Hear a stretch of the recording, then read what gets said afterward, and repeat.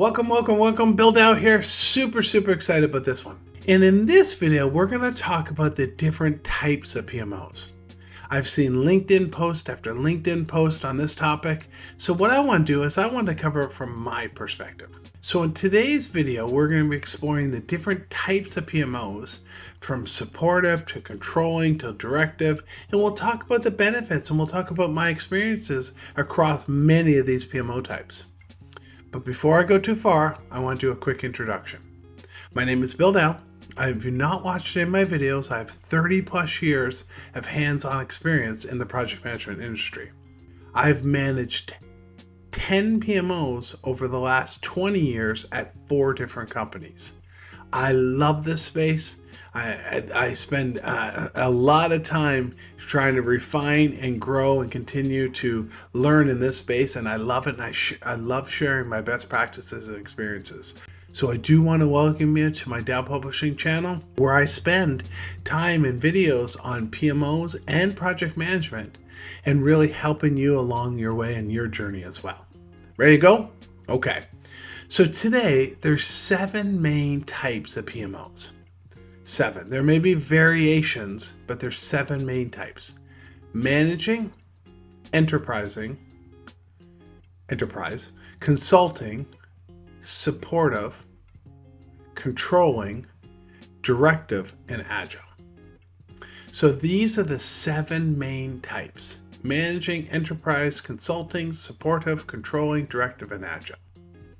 However, when you break these down, there's really 3 main types that most organizations use: supportive, controlling, and directive. So some 3 main types: supportive, controlling, and directive, that go across most organizations. So let's do this. Let's cover those now. Wait. Before I go too far, I have to ask you a question. What type of PMO are you leading? Or what type of PMO are you in? And what types of PMOs have you led before in the past across maybe different companies? Comment below. Let me know what you think. I'm dying to know, because I've ran multiple types, as we'll get into, but I'd like to understand your background and experiences as well. Okay, let's cover and get into the top 3 PMO types. First, the supportive PMO. Think of this as really the PMO that provides the templates, the best practices for an organization. They provide guidance, they provide resources, they provide training, they provide templates. They don't micromanage, they don't dictate how things get done. They just basically support the organization from a program and project perspective. Okay? I ran a supportive PMO for almost 2 years at a large software company in Redmond, Washington. It was a tough job, right? Because my role was to improve project management across IT. So it wasn't easy. I provided PMP training. I provided tools, best practices. I provided templates.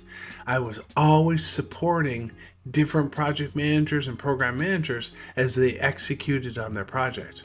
But I didn't dictate. Basically, it wasn't my job to say, I give you a risk management process, whether they used it or not. I just provided the process. So I was supporting them, but I did not have to validate whether they used it or not. And that was an interesting role. Next, the controlling PMO. So that's the other side. This is controlling. This is about setting standards, enforcing governance, ensuring projects stay on track. This is a much more hands-on approach, providing detailed guidance and oversight to the project teams. This model is ideal for organizations that need to maintain a strict control over their projects. I've also ran controlling PMOs in my career. The controlling PMO was also at that same software company in Redmond, right? And it's where I ran the supportive PMO as well. But this one had a blend of controlling and directive, where I had a large team of employee project managers reporting to me, but we had project manager playbooks. We had standard color conditions. We had risk and issue processes. We had project schedules that they were using, right? So very much controlling and how the projects were executing. And then finally, the directive PMO. Right? This sits between supporting and controlling. Again, providing guidance, providing resources, right? Really directing the team. This is where you have the authority to make decisions and direct project teams. It's a good choice for organizations that also need that balance around autonomy and control. This is another model I've used for many, many years across many different companies, and it's really where I'm an expert in this space. And I would say that it's a blend between the directive and the controlling, where I feel where most of my experiences and backgrounds are, but I have ran the supportive as well. And I've ran one more, which I know I was only going to cover the top 3, but of course I have to cover because it's coming up fast and we're seeing it more and more, is the Agile PMO, right? And I've ran that as well at that same large software company. So the Agile PMO was for the marketing group, and we applied all the Agile principles, all the standards on how we run Agile projects within a PMO environment. We had Azure DevOps as our main software repository. We had Project Online. We moved data between the two using Microsoft Flow, now Automate back in the day.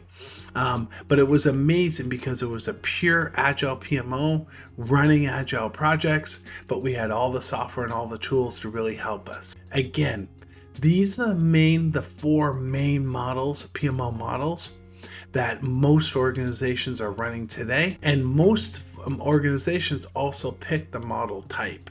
And that's where I've seen this a little bit of a disconnect in how people were approaching, are we a directive, are we a controlling? You need to have a main model type, and then of course adjust and tweak along the way, but you have to say, I'm a directive, I'm a controlling.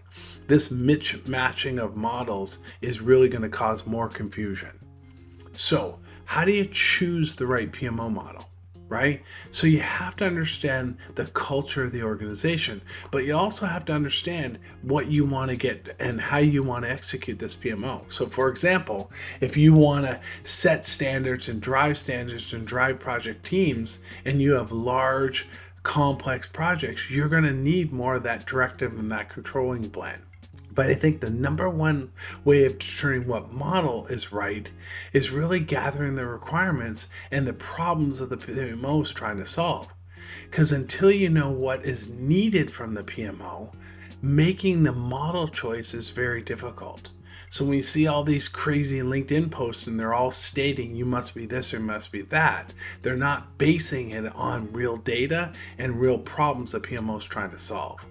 So step 1 is work with your main customers, determine the main problems the PMO is going to solve, and then select the model based on those problems.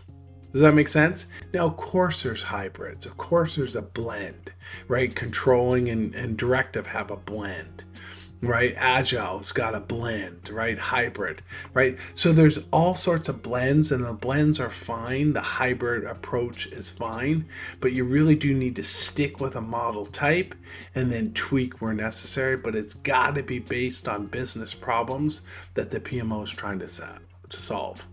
Does that make sense? What do you think? Comment below though, and let me know, right? Because it's really, really important to understand how you're selecting and what are you doing to select the right model for your organization. Quick reminder, if you like stories, you like these background experiences, like and subscribe to the channel. I'm releasing new videos all the time, like this one, for example, where I share my best practices and experience. Thanks so much for watching, and I'll see you online. Thanks.